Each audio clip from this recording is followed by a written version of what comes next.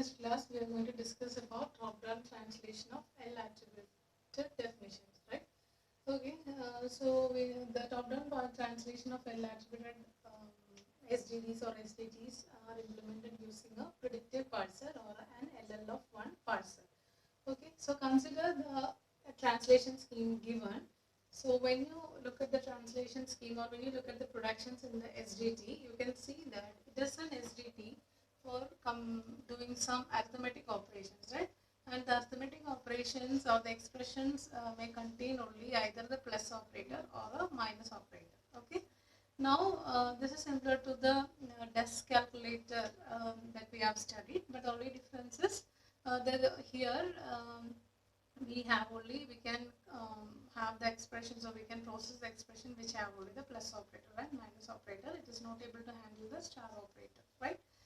Now, as we know that this is implemented using predictive parser, and the predictive parser is a top-down parser, and the top-down parsers are not able to handle the grammar with left recursion, right? So here you can see that there is left recursion in the grammar. So we have already studied how to eliminate left recursion.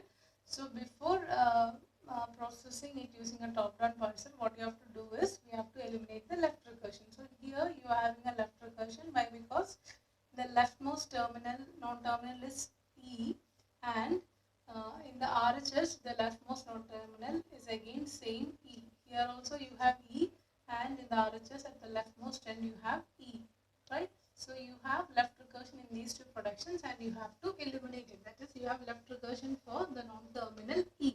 He has three productions. So let's see how we can eliminate left recursion. So the general rule for left recursion is, suppose you have a left recursive grammar production like this. A produces A alpha 1, A alpha 2, etc. Beta 1, beta 2, etc. So you can see that here is left recursion. A, here also left recursion. Okay.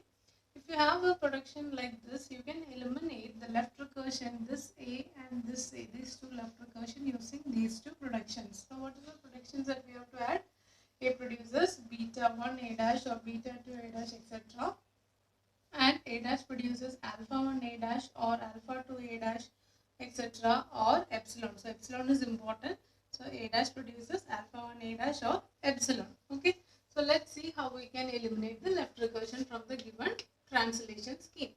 For that, E is having the left recursion. So I am rewriting the productions of E. E produces E plus T or E minus T, or you have T. Okay.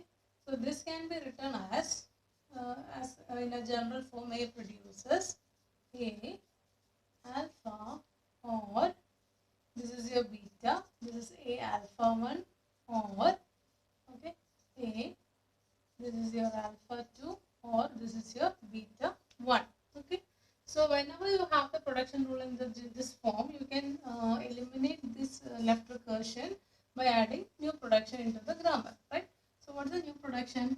A produces, that is here E produces beta 1 A dash. Beta 1 is T, and A dash means if you are using E, you can use E dash. Here I am going to use R, symbol R. So A dash is here is equal to, or you can have any values. Now I am taking R, right?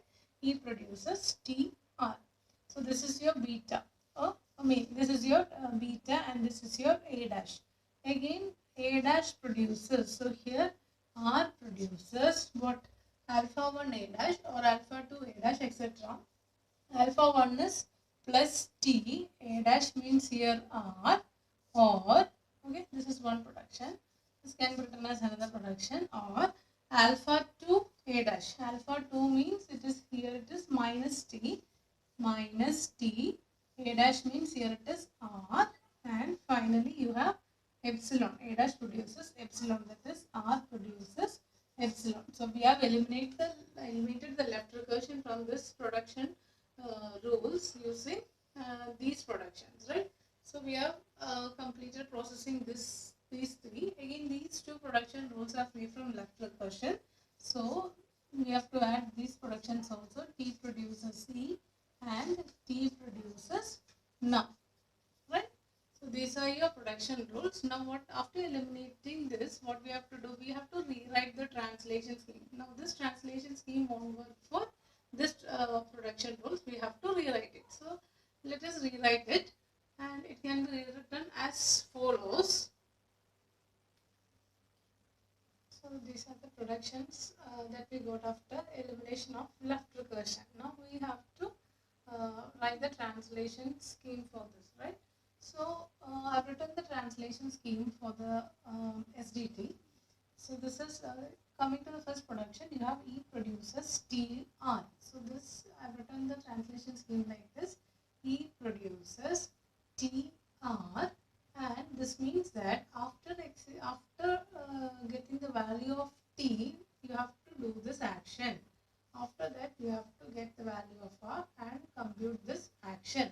So E produces TR may be written as E produces T, and after T, this particular action has to be carried out.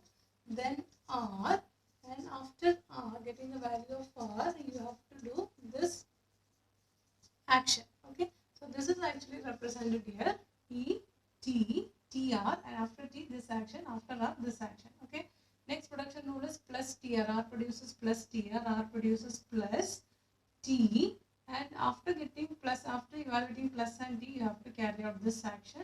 Then you have R remaining, right?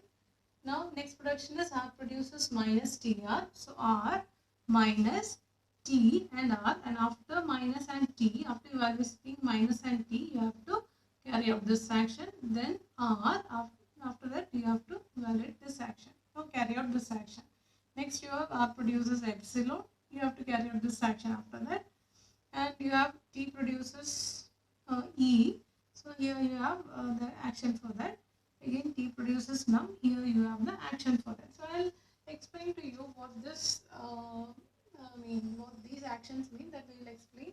I'll explain with the help of the diagram of the annotated parse tree constructed. Okay. So consider the example consider the example input given, that is n minus 5 plus 2, right? So how will you compute this? You have minus operator, right? So first we have to do the subtraction. So 9 minus 5, what you will get? You will get as 4. Again plus, so you will get 4 here, plus 2. So it is equal to 6. So 6 is the output that we have to produce. So first we have to compute the subtraction. Then that result has to be added with 2, right? So let us first construct a parse tree for this. So starting from the root node, E produces T and R, right? So T can be given num, and num dot value means the first number means it is equal to 9, right? Again you have R, you have to get minus. So minus is coming in this production rule, R minus TR, right? So minus T and R. So you have minus T and R. Again T may be substituted with num. So num dot val means second number is 5. So you got 9 minus 5. Again you need to get plus 2. So this R may be again substituted with, in order to get plus operator, you have to use this production rule. R plus TR plus T and R. Again T may be substituted with num. So num dot value, third number is equal to 2. Again, so you got 9 minus, right? 9 minus 5 plus 2. So we have got the expression. Now R may be substituted with null, right? Now let us do the top down parsing. Top down parsing means starting from E. Okay. E is we have E produces T. Again moving down we have a reduction, right? What we get, num is being reduced to T. Num is being reduced to T. So what is the action that has to be carried out? T dot val is equal to num dot val. So T dot val is equal to what we'll get? We'll get 9. So this is the first thing that we are doing. T dot val is equal to num dot val, which is equal to 9. Now we reached here, right? Now when we get the value, so this is E produces TR, right? E produces TR. After getting the value of T, what we have to do? We have to compute the value of R. R dot I. I means it stands for inherited. Okay, inherited attribute. So R is an inherited attribute and it is inheriting the value from T. So the value of T is being given to R, that is R dot I is equal to now 9. So we can see that this is a synthesized attribute, T is a synthesized attribute, whereas R is inheriting its value from T. Therefore, R is an inherited attribute, right? This is an L attributed definition. So obviously, it will have synthesized attributes and inherited attributes. Now moving down, okay, moving down, what we get is we get the minus, right?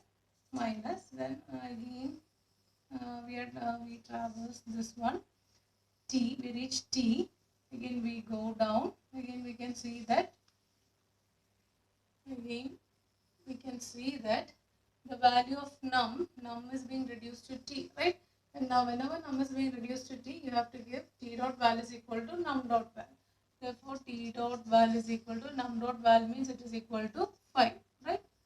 So, T got the value from num. Again, T is an inherent synthesized attribute.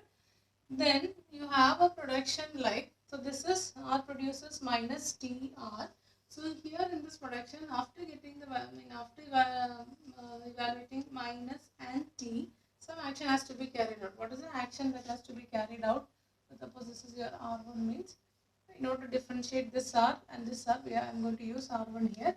So R1 dot inherit. So this is actually going to inherit some value.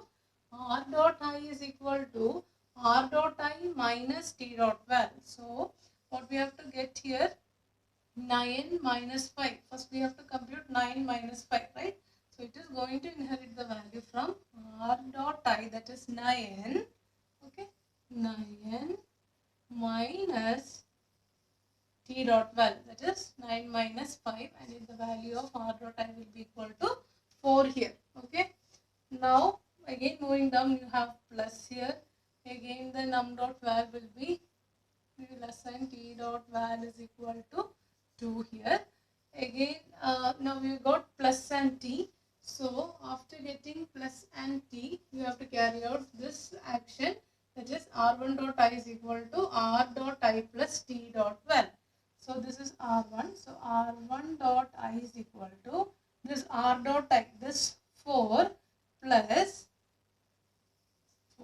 plus T dot val. So this is equal to 4 plus 2 means it is equal to 6. Okay. Now, so still we have not executed this R, still we have not executed this R not executed still.